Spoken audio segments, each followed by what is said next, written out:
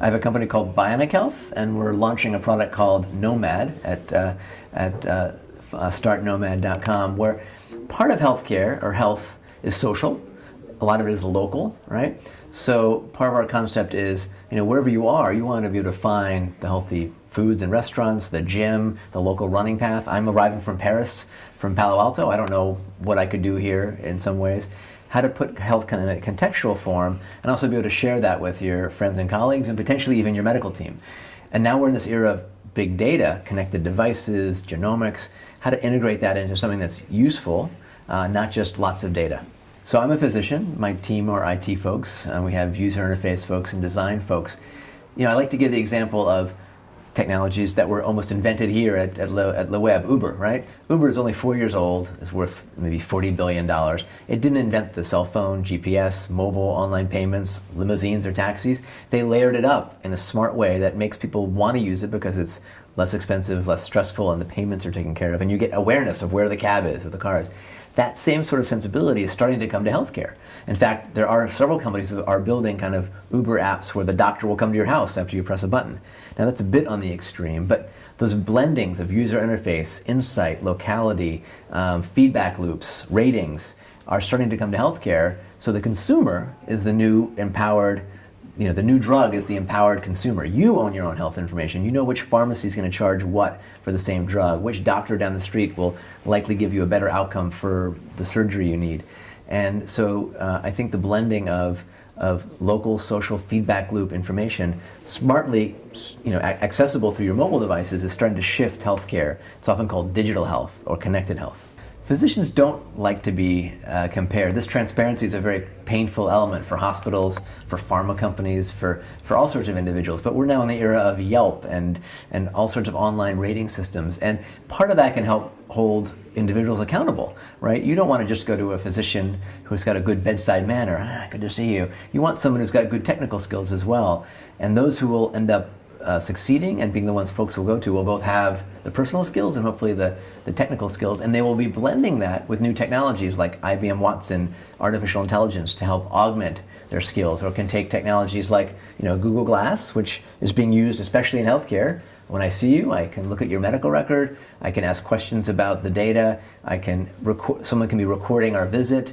All these sorts of tools can enable the patient and the clinician. And so I don't think there's going to be a choice. There's going to be the consumer demanding the same comparison. Just like when you have a restaurant review or you review your cab driver, that sort of element is going to be pushing on healthcare, and the consumer is going to go to the folks who have the ratings, not the ones who don't. I am definitely not a transhumanist. That's actually a term I don't personally like very much. I think in a sense we're already transhumanists because we're using our smartphones as our portable brains, or if you have any sort of orthopedic implant, you're a transhumanist. I think that's a bit of a charged term. I think when we look into the future, we're already melding with technology in different ways. And there's ones that are sort of used in standard medicine. It might be a heart implant or a pacemaker. And then there's the thought of how do we take technologies to augment our brains or our bodies. That's more on the transhumanist side. And I think it's important to sort of look at technology from how we can use it today for health and medicine, and separate that from the augmentation side of the equation. I think a byproduct, I'm trained as an oncologist, a cancer doctor, and so I'm certainly interested in ways to extend not just our lifespan, but we want a good health span. You don't want to live to be 150 years old but not able to think or walk or be interactive. So I think it's more important to think about how do we take folks in their 80s and 90s to 100 to still be active, contributing, and vibrant. And many of the technologies that are emerging are going to bring this generation to that age level. I don't think super longevity necessarily needs to be the goal. But if we're more proactive earlier in our lives, we don't smoke, we know our genetics, we work on our diet and other elements, that can be probably the best sort of drug in terms of achieving our own personal longevity. Well, we know simple things like 30 minutes of exercise a day is the best drug to prevent, depression, cancer, other things. And now there's, all these wearable technologies that can give an individual insight and ownership of their own data and information, and choose to share that with their doctor at times. And because we know behavior change is hard, I can tell you 100 times, eat less and exercise more.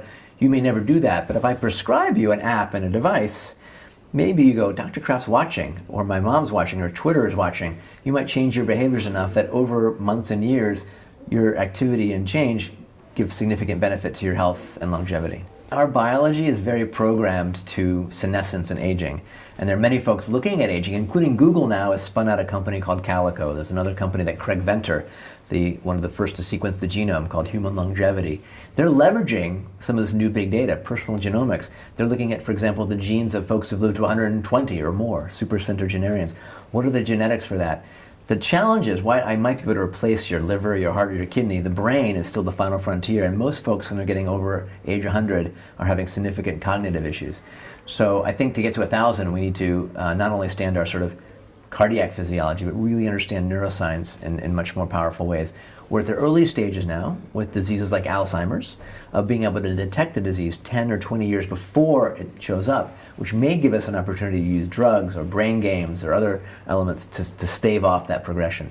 So not 1,000, but I think kids born today can certainly live to 110, 120, all depending also on how they behave earlier in their life. Our behaviors are more impactful than our genetics in terms of our longevity and risk factors. The question being, is this the end of the doctor as God, right? I think we're in the era now, moving pretty quickly, where you are the God of your own care. You're going to own your healthcare data. You're going to have, with help from Dr. Google and Dr. Siri and other things, get some earlier insights. And the physician's role will change. They'll help manage some of this information and help guide you in the right direction. Still might need to do procedures. But because so much of medicine is recognizing patterns, integrating data, now that there's an explosion of data and information, you need the doctor combined with IBM Watson and the human touch. So I think the physician of the future will be looking a bit different. Still needs to know their anatomy and their basic science, but blend that with information technology, mobile apps, new ways of doing, integrating information to be much more proactive and continuous about healthcare, as opposed to where we are now, which is very reactive and intermittent. So if I was to summarize where the future of medicine is going, we're today in a sick care system, not a healthcare system. And with the emergence of mobile and sensors and big data and omics, we can shift from being intermittent and reactive to being more proactive and continuous. And that can make a huge difference individually and for the lives of our society and countries.